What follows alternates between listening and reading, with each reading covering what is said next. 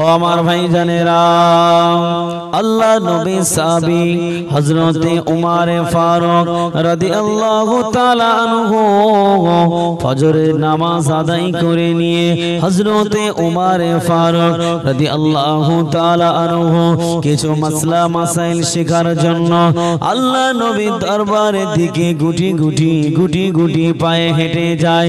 দেখতে পাওয়া গেল হযরতে উমর ফারুক পথের মধ্যে দেখতে পেল একটা যুবক চিৎকার মেরে কাঁদে আর আল্লাহ আল্লাহ করে কাঁদে। হযরতে উমর ফারুক জিজ্ঞাসা করলো, তুমি কিসের জন্য এমন করে কাঁদো? তুমি কিসের জন্য এমন করে কাঁদো?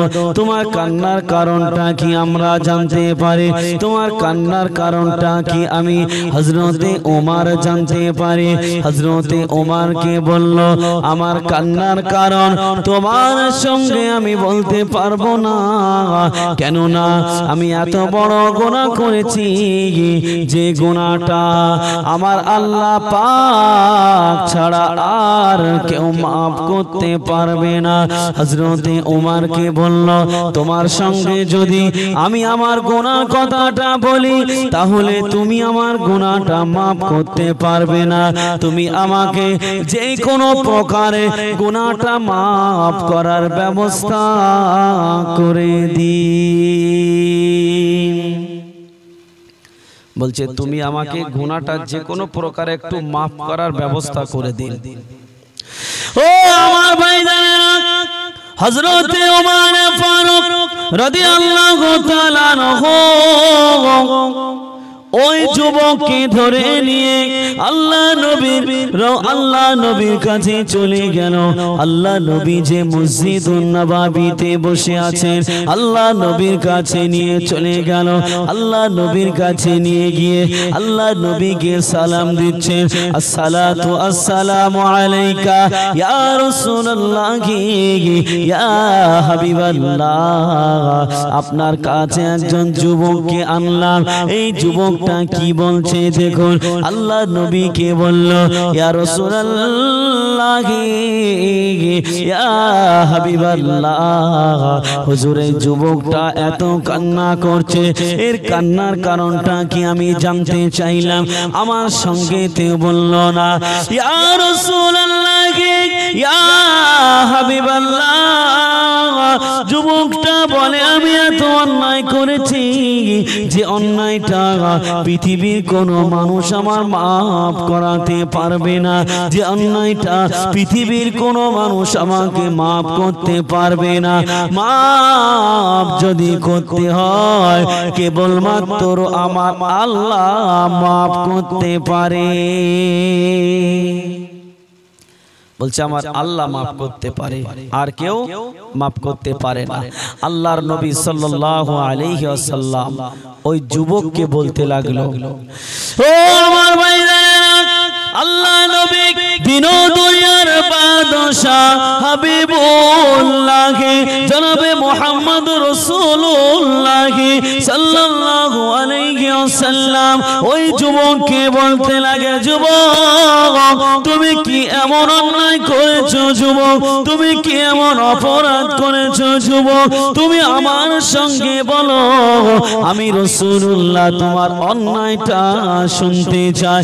আল্লাহ নবী কে বলল, ইয়া রাসূলুল্লাহ ইয়া হাবিবাল্লাহ, আমি এমন অন্যায় করেছি যে অন্যায়টার কথা আমি বলে বোঝাতে পারবো না।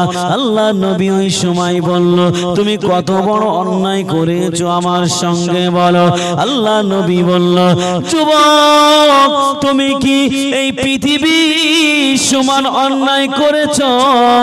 আল্লাহ নবীকে বলল, ইয়া রাসূলুল্লাহ ইয়া হাবিবাল্লাহ, এই পৃথিবীর চাইতেও আমার অন্যায়টা আরো বড়। আল্লাহ নবী ওই সময় বলল, সাত এবং জমিন আসমানের মতো কি অন্যায় করেছো? আল্লাহ নবীকে বলল, ইয়া রাসূলুল্লাহ ইয়া হাবিবাল্লাহ, হুজুর আসমানের চাইতেও আমার গুনাহ আরো বড়।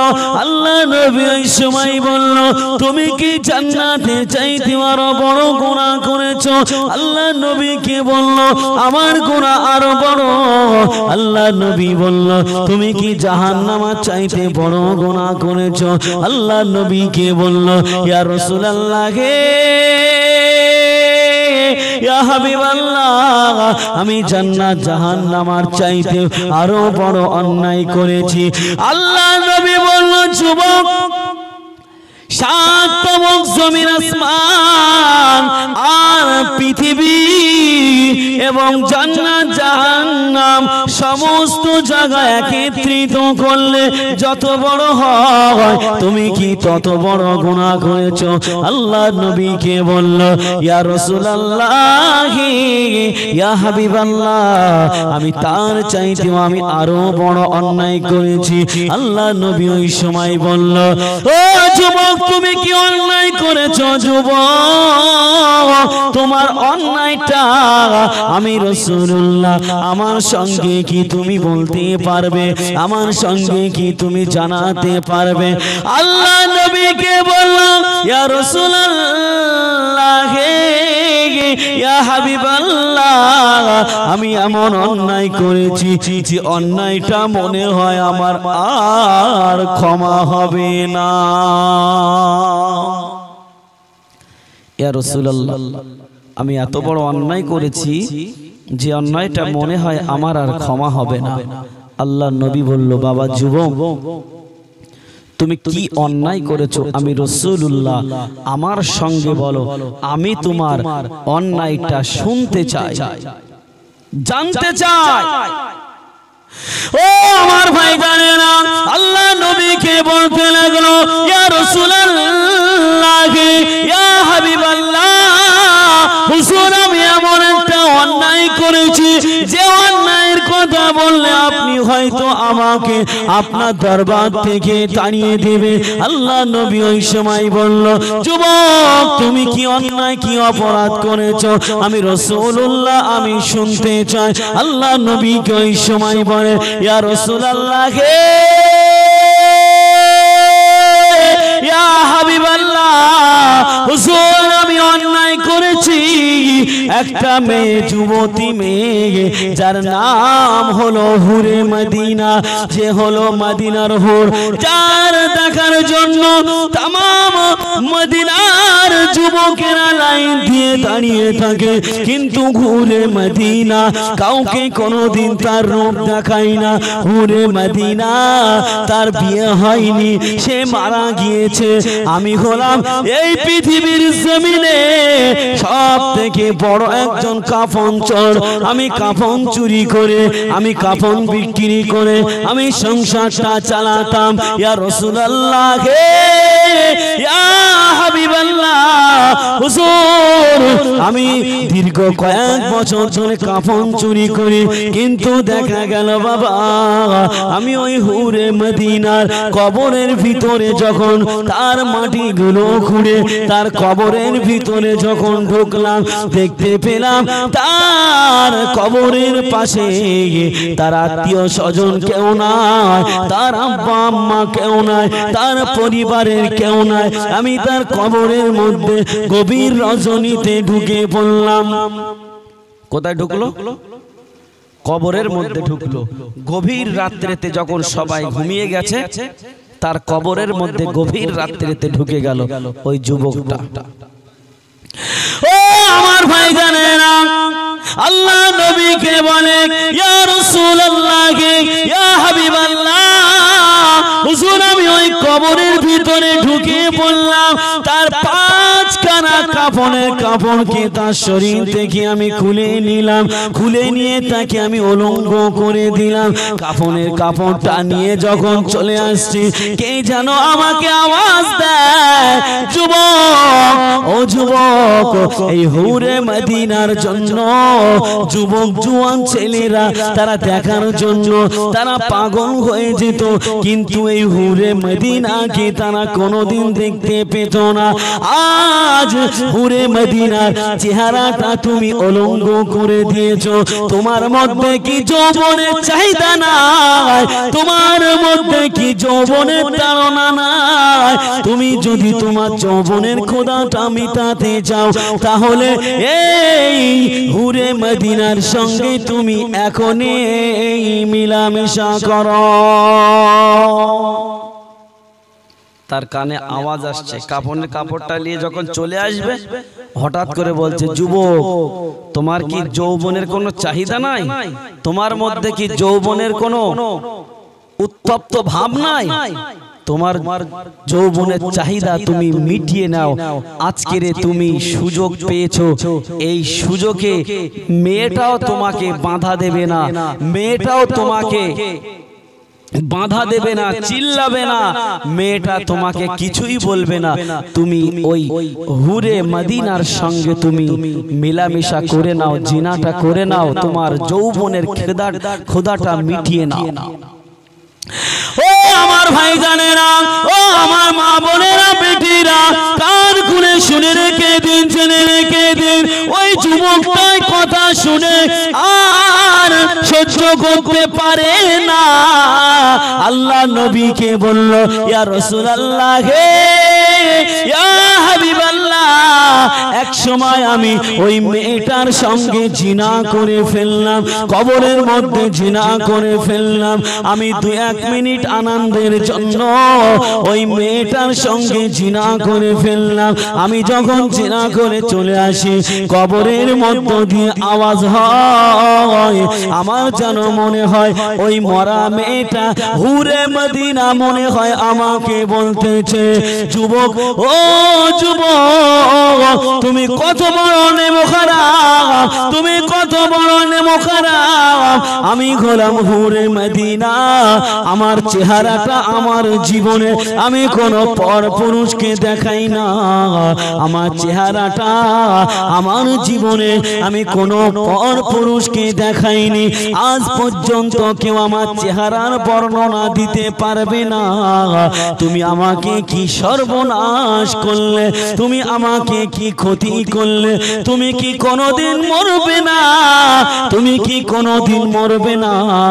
আমার জীবনে আমার কোনোদিন তাহাজ্জুদের নামাজ কাজা নাই, আমার জীবনে আমার পর্দা করা কোনোদিন কাজা নাই। আমি এমন পর্দা করেছি দুনিয়ার মানুষ আমার চেহারার কোনো বর্ণনা দিতে পারবে না। বলুন সুবহানাল্লাহ। ও আমার ভাইজানেরা, যেন কবরের মধ্য থেকে ওই হুরে মদিনার গলার আওয়াজটা আমি শুনতে পাই, আমাকে বলতে থাকে, আমি তাহাজ্জুদ পড়া সেই হুরে মদিনা, তুমি আমাকে কি সর্বনাশ করলে, তুমি কি এই কবরের ভিতরে আসবে না, তোমার কি মরণের ভয় নাই, তুমি যেদিন কবরে আসবে এর হিসাব আমার আল্লাহ তোমাকে সেদিন নেবে। তুমি আমাকে কি সর্বনাশ করলে, তোমার মধ্যে কি একটু কবরের ভয় নাই, তোমার মধ্যে কি একটু চিন্তা চেতনা নাই যে মরণ আমার একদিন হবে। এমন সময় ওই যুবকটা ভয়তে তার অন্তরটা যেন কেঁপে উঠল।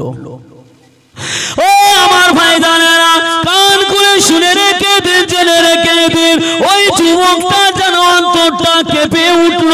কথাগুলো শোনার পর তার অন্তরটা যেন কেঁপে উঠল।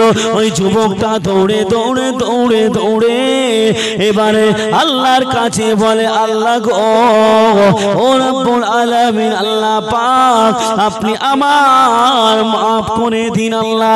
আল্লাহ 2-1 মিনিটের আনন্দের জন্য আমি কত বড় অন্যায় করেছি আল্লাহ।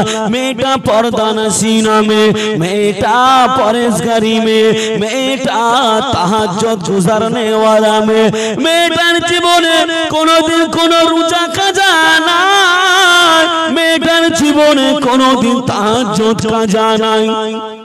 রব্বুল আলামিন আল্লাহ পাক আমি এমন গুনাহ করেছি আল্লাহ, এই গুনাহ কেন করে ফেললাম আল্লাহ, এই গুনাহ আমি কেন করলাম আল্লাহ। আল্লাহ নবীকে এই কথাগুলো শোনাচ্ছিলেন, আল্লাহর নবী শুনছিলেন, আর আল্লাহ নবী হাও হাও করে কাঁদতেছিলেন। আল্লাহ নবীর নূরের বাদন দিয়ে মুখ মুবারক দিয়ে টপ টপ টপ টপ করে চোখের পানি গড়িয়ে যায়। আল্লাহ নবীকে বলল, ইয়া রাসূলুল্লাহ, ইয়া হাবিবাল্লাহ, হুজুর এই অন্যায় কি আমার ক্ষমা হবে? হুজুর এই অন্যায় কি আমার মাফ হবে? আল্লাহ নবী কিছুই বলে না।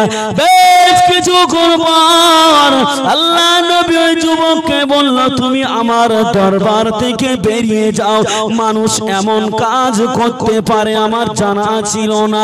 আল্লাহ নবী বলল, তুমি আমার দরবার থেকে বেরিয়ে যাও। কেননা আল্লাহ নবী বলল, আমার আল্লাহ পাক তোমার জন্য হয়তো আমার উপরে এখনই কোন আযাব দেবে আমি জানি না, তুমি এই মুহূর্তে আমার দরবার থেকে বেরিয়ে যাও। বলছে তুমি আমার দরবার থেকে বেরিয়ে যাও, কারণ আল্লাহ পাক হয়তো তোমার জন্য আমার উপরে কি আযাব গজব দেবে তার ঠিক নাই। তুমি হলো একটা কুখ্যাত জিনাখোর, তুমি আমার দরবার থেকে বেরিয়ে যাও, তুমি আমার দরবারে থাকবে না। আল্লাহ নবী হঠাৎ মুসা নবীর কথা মনে পড়ে গেল। আল্লাহ নবী যুবককে বলে, যুবক, আল্লাহ নবী মুসার জামানায় আল্লাহ পাক পানি দিচ্ছিল না। আল্লাহ নবী মুসা ৭২,০০০ তার কওমের লোককে নিয়ে ফাঁকা মাঠে দোয়া করছিল, আর তার মধ্যে ৭১,৯৯৯ জন হলো সৎ মানুষ, ভালো মানুষ, আর একজন তাদের মধ্যে জিনা করছিল। আল্লাহ নবী মুসা আল্লাহ রাব্বুল আলামিনের কাছে হাত তুলে দোয়া করতেছিলেন, ও রাব্বুল আলামিন, আল্লাহ পাক আপনি আমাদের একটু পানি দিন। আল্লাহ পাক পানি না দিলে পানি বিনে আমরা মারা যাব। আমার আল্লাহ পাক নবী মুসাকে বলেছিল, ও নবী মুসা, তুমি শুনে রেখে দাও, জেনে রেখে দাও, তুমি যাদের নিয়ে দোয়া করছো ৭১,৯৯৯ জন হলো সৎ মানুষ, আর একজন তাদের মধ্যে হলো কুখ্যাত জিনাখোর। আমি ওই একজনের জন্য ৭১,৯৯৯ জনের দোয়াকে আমি আল্লাহ কবুল করব না। ও নবী মুসা, এমনকি তোমার দোয়াকেও আমি আল্লাহ কবুল করব না। তুমি যদি ওই জিনাখোরকে তোমার দল থেকে বের করে দাও, আমি আল্লাহ পাক তোমার দোয়া আমি আল্লাহ কবুল করে নেব। বলুন সুবহানাল্লাহ। ও আমার ভাইজানেরা, আল্লাহ নবীকে যখন নবী মুসার কথা মনে পড়ে গিয়েছিল, আল্লাহ নবী ওই সময় বলল, তুমি আমার দরবার থেকে বেরিয়ে যাও। আল্লাহ নবী মুসার জামানায় নবী মুসার দোয়াকে আল্লাহ কবুল করেনি। আল্লাহ পাক আল্লাহ তাআলা আমার উপরে অসন্তুষ্ট হয়ে যাবে যতক্ষণ পর্যন্ত আমি রাসূলুল্লাহ আমার উপরে ওহী না আসবে, আমি এর কোনো ফয়সালা দিতে পারবো না। বলুন সুবহানাল্লাহ। রাসূল নিজের মন গড়া কোনো কথা কি করে না, বলে না, কারণ রাসূল যেটা বলে সেটা আল্লাহ যেটা বলায় সেটাই রাসূল বলে। তাই রাসূল বলল, তুমি আপাতত আমার দরবার থেকে বেরিয়ে যাও।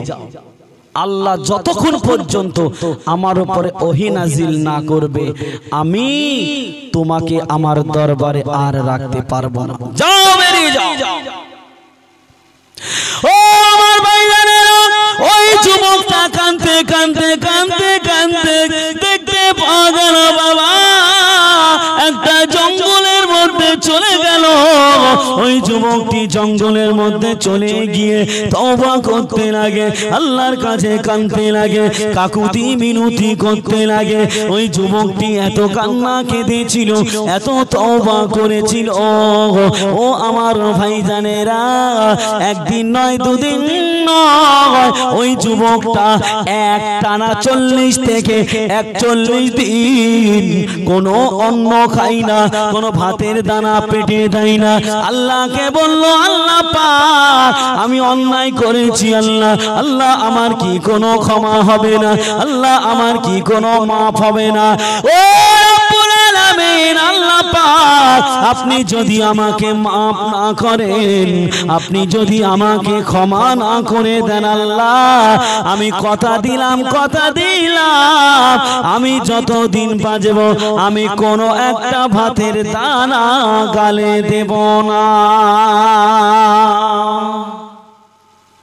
বলছে আল্লাহ আপনি যদি আমাকে বাঁচিয়ে রাখেন, আমি একটা ভাতের দানাও গালে দেব না। আপনি যদি আমার মাফ না করে দেন, আপনি যদি মাফ করে দেন, তাহলে আমি আর জীবনে এমন অন্যায় এমন অপরাধ আর করব না। সেই যুবক শুধু তওবা করতে লাগলো। আল্লাহ পাক রব্বুল আলামিন ফেরেশতা জিবরাইলকে পাঠিয়ে দিল। ও ফেরেশতা জিবরাইল, জলদি করে জমিনে চলে যাও, চলে যাও, চলে যাও, চলে যাও। আমার হাবিবকে গিয়ে বলো, আমার হাবিবকে গিয়ে বলো আমার ওই বান্দাকে কেন তাড়িয়েছে। আমার হাবিবকে গিয়ে বলো এই পৃথিবীর মালিককে, মাফ করনে ওয়ালাকে, রুজি দেওয়ার মালিককে, আল্লাহ নবীকে ফেরেশতা জিবরাইল এসে সালাম দিচ্ছে, আসসালাতু ওয়াসসালামু আলাইকা ইয়া রাসূলুল্লাহ, ইয়া হাবিবাল্লাহ। হুজুর আমি আপনার কাছে এসেছি, আমি আপনার কাছে 5টা প্রশ্ন করতে চাই, আপনি কি আমার এই 5টা প্রশ্নের উত্তর দেবেন? আল্লাহ নবী ফেরেশতা জিবরাইলকে বলল, ও ভাই জিবরাইল, তুমি আমাকে কি প্রশ্ন করতে চাও? তুমি আমার সঙ্গে বলো, আমি রাসূলুল্লাহ, আমি তোমার প্রশ্নের উত্তর দিতে চাই। বলুন সুবহানাল্লাহ। কি বললো?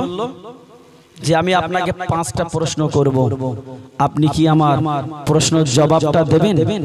আল্লাহর রাসূল বলল, ভাই জিবরাইল, তুমি আমাকে বলতে পারো, আমি রাসূলুল্লাহ, আমি সেই প্রশ্নের উত্তরগুলো দেব এবং আমি রাসূলুল্লাহ সেই উত্তরগুলো দেওয়ার চেষ্টাও করব। আল্লাহর নবীকে ফেরেশতা জিবরাইল বলতে লাগলো, ইয়া রাসূলুল্লাহ, ইয়া হাবিবাল্লাহ, ইয়া রাসূলুল্লাহ, ইয়া হাবিবাল্লাহ, হুজুর আপনি বলুন হায়াতের মালিক কে, হায়াত মউতের মালিক কে? আল্লাহ নবী বলল, ভাই জিবরাইল, হায়াত মউতের মালিক হলো স্বয়ং আমার আল্লাহ। বলুন সুবহানাল্লাহ। ও আমার ভাইজানেরা, আল্লাহ নবীকে বলল, ইয়া রাসূলুল্লাহ, ইয়া হাবিবাল্লাহ, আপনি 2 নম্বর প্রশ্নের উত্তর দেন, রিজিকের মালিক হলো কে? আল্লাহ নবীকে যখন এই কথা বলে, আল্লাহ নবী বলে, ইয়া আখি জিবরাইল, ও ভাই জিবরাইল, এটা কি কোন প্রশ্ন হলো? রিজিকের মালিক কে? রিজিকের মালিক হলো স্বয়ং আমার আল্লাহ। বলুন সুবহানাল্লাহ। ও আমার ভাইজানেরা, আল্লাহ নবীকে বলল, ইয়া রাসূলুল্লাহ, ইয়া হাবিবাল্লাহ, এই পৃথিবীর সৃষ্টিকর্তাকে? আল্লাহ নবী ওই সময় বলল, এই পৃথিবীর সৃষ্টিকর্তা হলো আমার আল্লাহ। আমার আল্লাহ পাক এই পৃথিবী সৃষ্টি করেছে এই পৃথিবীর মালিক হলো স্বয়ং আমার আল্লাহ। বলুন সুবহানাল্লাহ। ও আমার ভাইজানেরা, আল্লাহ নবীকে বলল, ইয়া রাসূলুল্লাহ, ইয়া হাবিবাল্লাহ, আপনি 4 নম্বর প্রশ্নের উত্তর দেন, মাফ করার মালিক হলো কে? মাফ করনে वाला কে? আল্লাহর নবীকে বলল। ও আমার ভাইরা, আল্লাহ নবী ওই সময় বলে, ভাই জিবরাইল, মাফ করনে হলো, মাফ করনে वाला হলো আমার আল্লাহ পাক। বলুন সুবহানাল্লাহ। আল্লাহ নবীকে বলল, ইয়া রাসূলুল্লাহ, ইয়া হাবিবাল্লাহ, 5 নম্বর প্রশ্ন হলো, আপনি আজ থেকে 40 দিন আগে আপনার কাছে একজন জিনাখোর এসেছিল, আপনার কাছে একজন কাফর চোর আপনার কাছে এসেছিল, আপনার কাছে বলেছিল, ইয়া রাসূলুল্লাহ, ইয়া হাবিবাল্লাহ, আমি এত বড় অন্যায় করেছি, আমি এত বড় অপরাধ করেছি, আমার একটা মাফ করার ব্যবস্থা করে দিন। আপনি সেই যুবকটাকে তাড়িয়ে দিয়েছিলেন, আপনি সেই যুবকটাকে বার করে দিয়েছিলেন। ইয়া রাসূলুল্লাহ, ইয়া হাবিবাল্লাহ, হুজুর, আপনি কেন সেই যুবকটাকে বার করে দিয়েছিলেন? আপনি তাকে বলেছিলেন, ওহী না আসা পর্যন্ত আমি কোন রকম কোন ব্যবস্থা করতে পারবো না। আমার আল্লাহ পাক ওই যুবকের উপরে এত খুশি হয়েছে, ওই যুবকের তওবা করার জন্য আমার আল্লাহ পাক ওই যুবকের উপরে এত খুশি হয়েছে, ওই যুবকের উপরে এত রাজি হয়েছে, স্বয়ং আমার আল্লাহ পাক রব্বুল আলামিন আমাকে পাঠিয়েছে। ওই যুবক এত তওবা করেছে, এত তওবা করেছে, আমার আল্লাহ পাক তার জীবনের গুনাহকে আমার আল্লাহ মাফ করে দিয়েছে। বলুন সুবহানাল্লাহ। বলছে ওই যুবকটা এত তওবা করেছে, এত তওবা করেছে, আমার আল্লাহ পাক ওই যুবকের উপরে খুশি হয়ে তার জীবনের গুনাহকে আমার আল্লাহ মাফ করে দিয়েছে। বলুন সুবহানাল্লাহ। ও আমার ভাইরা, আমার আল্লাহ পাক রব্বুল আলামিন ওই যুবকের শুধু মাফ করে না, যুবক 41 দিন ধরে এত তওবা করেছে। আল্লাহ নবীকে বলল, ইয়া রাসূলুল্লাহ, ইয়া হাবিবাল্লাহ, ওই যুবক 40 দিন ধরে এত তওবা করেছে, 40 দিন ধরে এত তওবা করেছে। 70 জন জাহান্নামী ব্যক্তি, মনে করুন 70 জন ব্যক্তিকে আল্লাহ পাক জাহান্নামায় দিয়ে দেবে, এমন 70 জন ব্যক্তিকে আমার আল্লাহ পাক তার তওবা এত কবুল করেছে, 70 জন জাহান্নামী ব্যক্তিকেও আমার আল্লাহ পাক তার ওসিলায় ও জান্নাত দিয়ে দেবে। বলছে মনে করুন 70 জন ব্যক্তি জাহান্নামে যাবে, এত তওবা করেছে, ওই তওবাটা যদি ওই 70 জনের মধ্যে ভাগ করে দেওয়া হয়, ওই জাহান্নামী ব্যক্তিকে আল্লাহ পাক সেই জায়গা থেকে মাফ করে তাদেরকেও জান্নাত দিয়ে দিতে পারে, এমন তওবা করেছে। ও আমার আল্লাহ পাক রব্বুল আলামিনের ফেরেশতা জিবরাইল আল্লাহর রাসূলকে বলল, ইয়া রাসূলুল্লাহ, ইয়া হাবিবাল্লাহ, আমার আল্লাহ পাক শুধু তাকে maaf করে না, তার জীবনে যত অন্যায় করেছিল, তার জীবনে যত অপরাধ করেছিল, সেই অন্যায় অপরাধকে আমার আল্লাহ পাক maaf করে দিয়ে সেই পরিমাণ আমার আল্লাহ পাক নেকি দিয়ে ভরিয়েছে। আল্লাহ বলছে, এই ফেরেশতা জিবরাইল বলছে, সে এত অন্যায় করেছে, এত পাপ করেছে, তার যতটা অন্যায় ছিল ততটা অন্যায় মাফ করে দিয়ে অতটা পরিমাণ আমার আল্লাহ পাক নেকি দিয়ে ভরিয়ে দিয়েছে। বলুন সুবহানাল্লাহ। আমার আল্লাহ পাক রব্বুল আলামিন কোরআন শরীফের মধ্যে বললেন কুল ইয়া ইবাদিয়াল্লাযীনা আসরাফু আলা আনফুসিহিম লা তাকনাতু মির রাহমাতিল্লাহ ইন্নাল্লাহা ইয়াগফিরু যুনুবা জামিআ ইন্নাহু হুয়াল গফুরুর রহিম।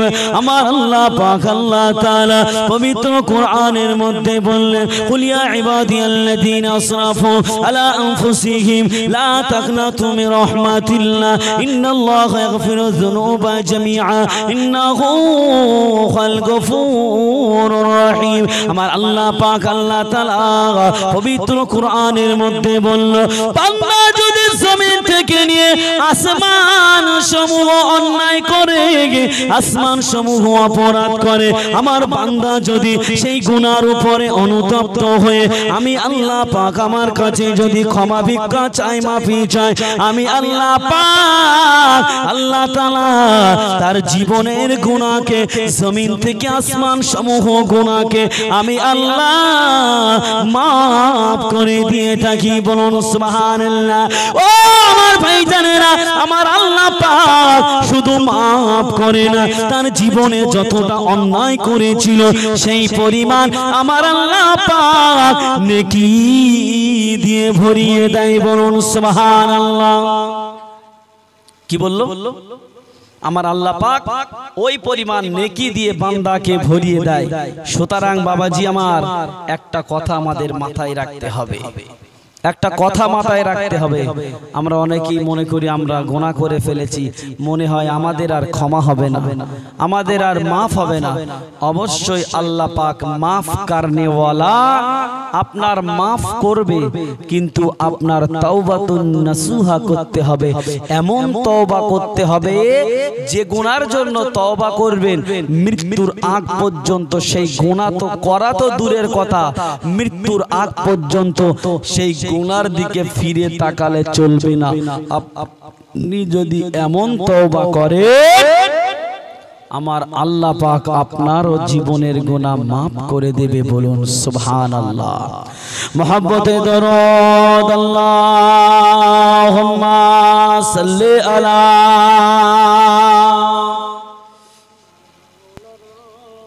দরুদ শরীফের বিরাট ভোল্টেজ, একটু জোরে জোরে পড়েন না। আল্লাহুম্মা সাল্লি আলা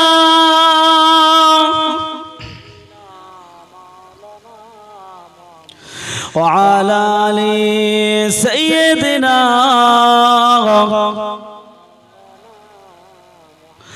जो नबी से मेरे आशना हो गया, जो नबी से मेरे आशना हो गया, उसका दिल आईना आईना हो गया, उसका दिल आईना आईना हो गया, जो नबी से मेरे आशना हो गया, उसका दिल आईना आईना हो गया।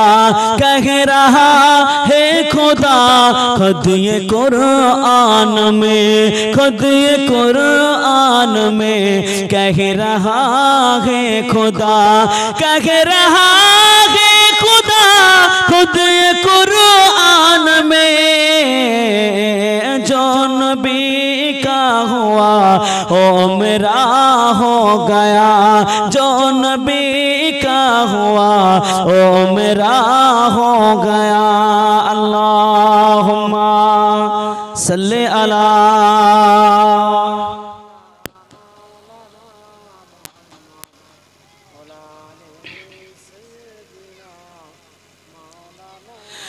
आप अर्शे मुअल्ला गए जिस घड़ी, जिस घड़ी आप अर्शे मुअल्ला गए, आप अर्शे मुअल्ला गए जिस घड़ी, नूर से नूर नूर का सामना हो गया, नूर से नूर का सामना हो गया। जो नबी से मेरे आशना हो गया, उसका दिल आईना आईना हो गया। अल्लाहुम्मा सल्ले अला।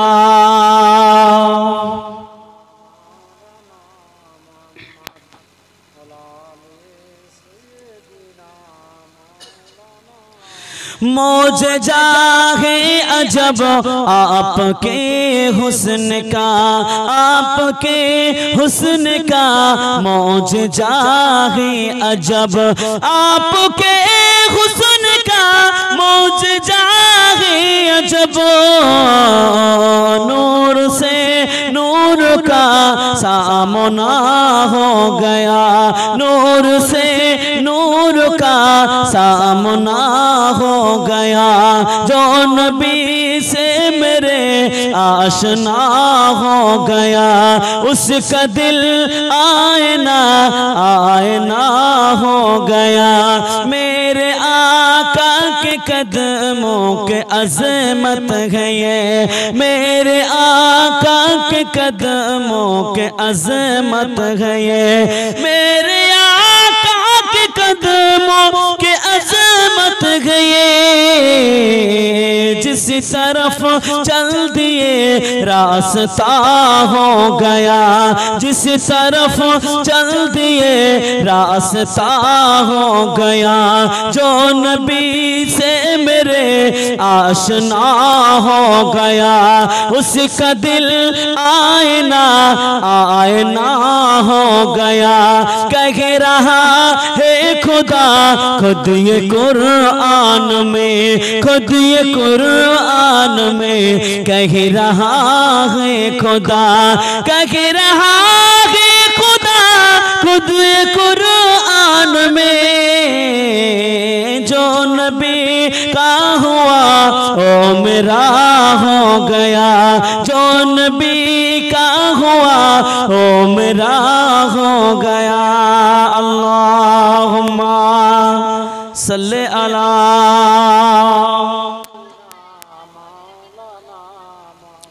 वअला आलि सय्यिदिना। যে কথা আলোচনা করছিলাম, আল্লাহর নবী যুবককে কিন্তু বলতে পারতো যে আমি তোমার মাফ করে দিলাম, বলতে পারতো না? পারতো না।